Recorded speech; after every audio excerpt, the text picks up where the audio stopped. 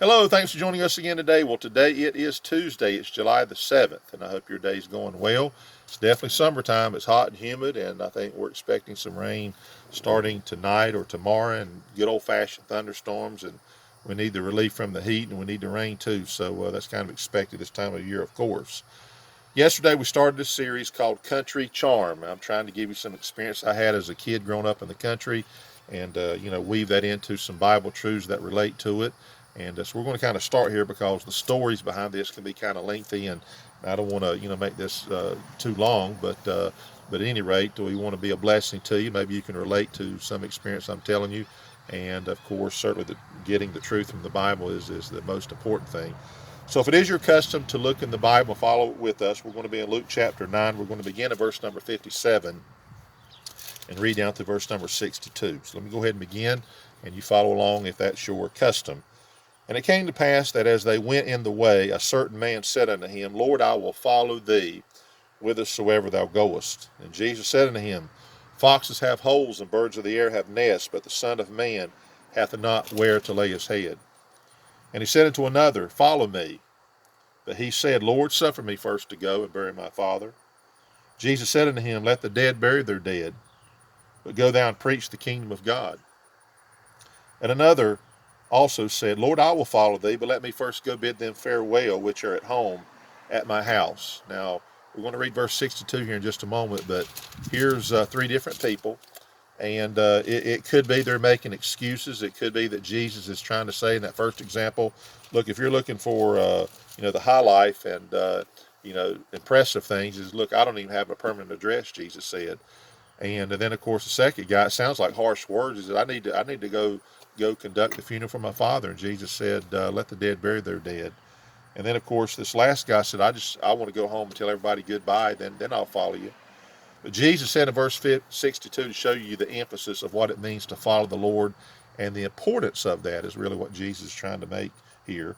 And Jesus said unto him, No man having put his hand to the plow and looking back is fit for the kingdom of God. We're going to talk today about plowing. I've got a tiny, tiny experience, just enough to say that I've done it in regards to plowing. Now, let me go and get into this because this can get kind of lengthy. You kind of look at your past and, you start bringing in more details than you need to.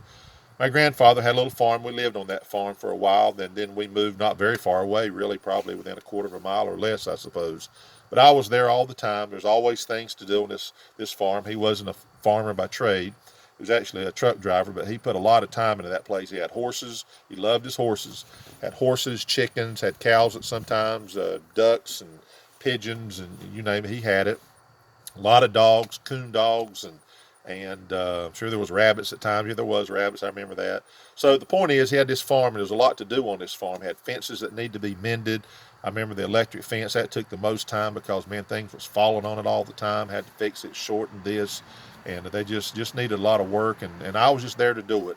I didn't say I volunteered all the time. I just got volunteered. But one day I got volunteered to help him plow the plow field.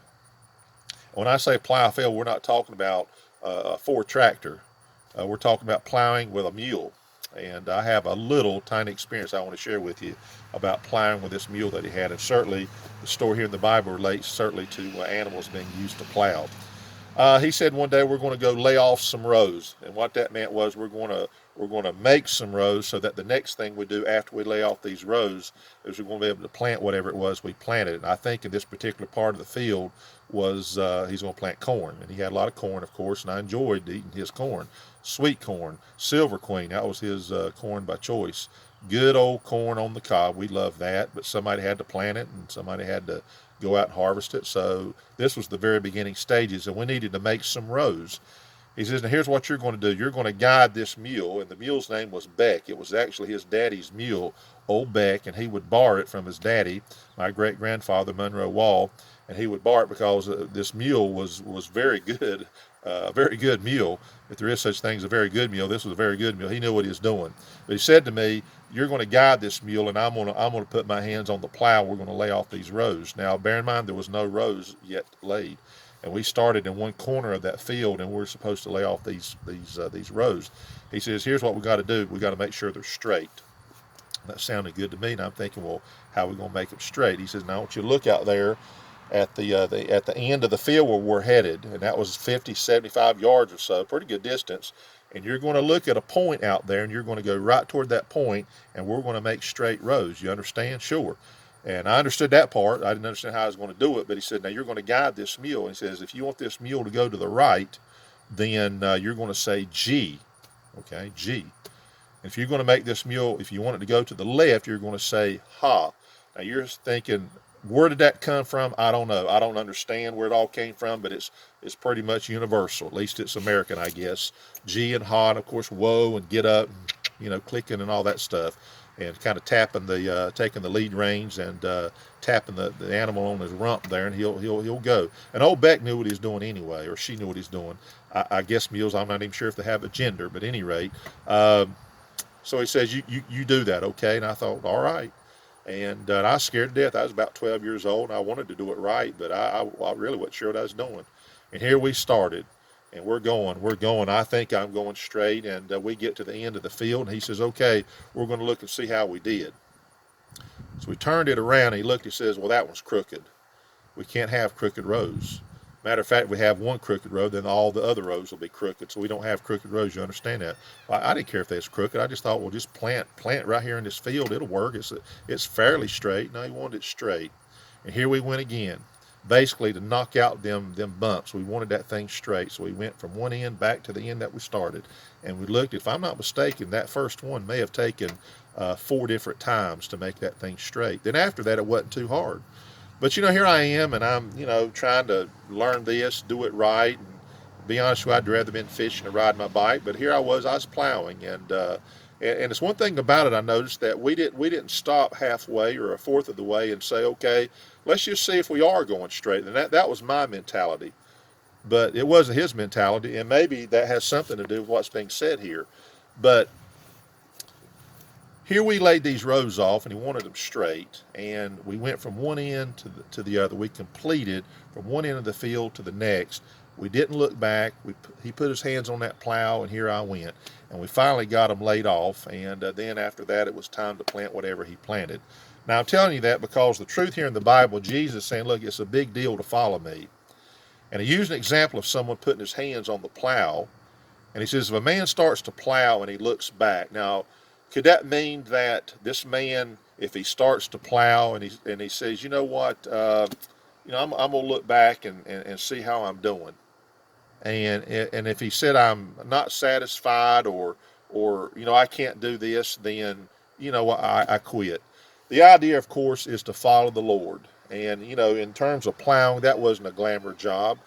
In that day or any day. Certainly was a glamour job for me. I remember it was hot and humid. And again, me and my brother, we fished a lot. I had a bicycle. I rode everywhere. And man, I just wanted to play. But he says, we got to work. And I'm glad he pushed me to do things like that. But here, he put his hands on that plow, and here we went. And we didn't look back to see how we were doing. Perhaps some element that means, you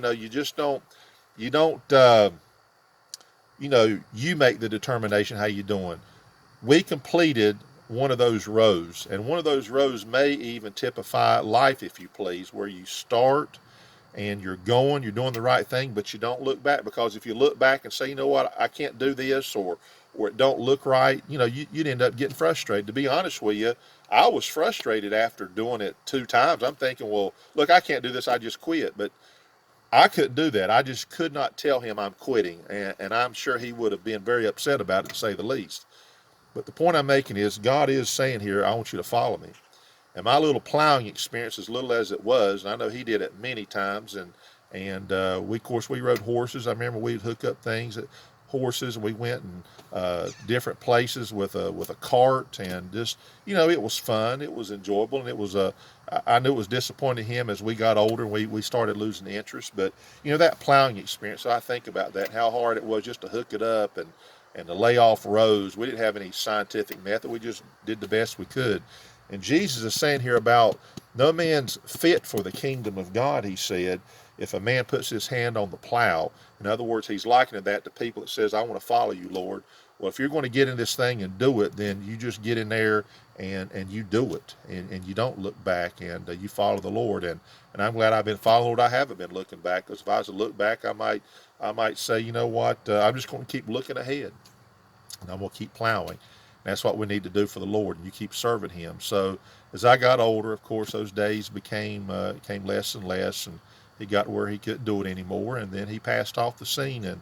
And there's very, very few, if any, who plow with a mule anymore.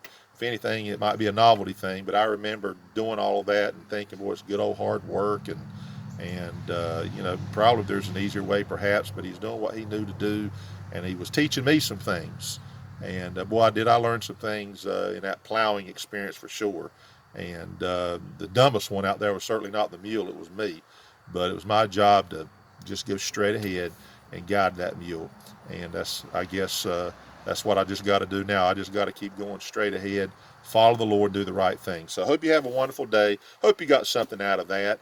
And we'll talk to you tomorrow about some other country experience that we had. So hope you have a wonderful day.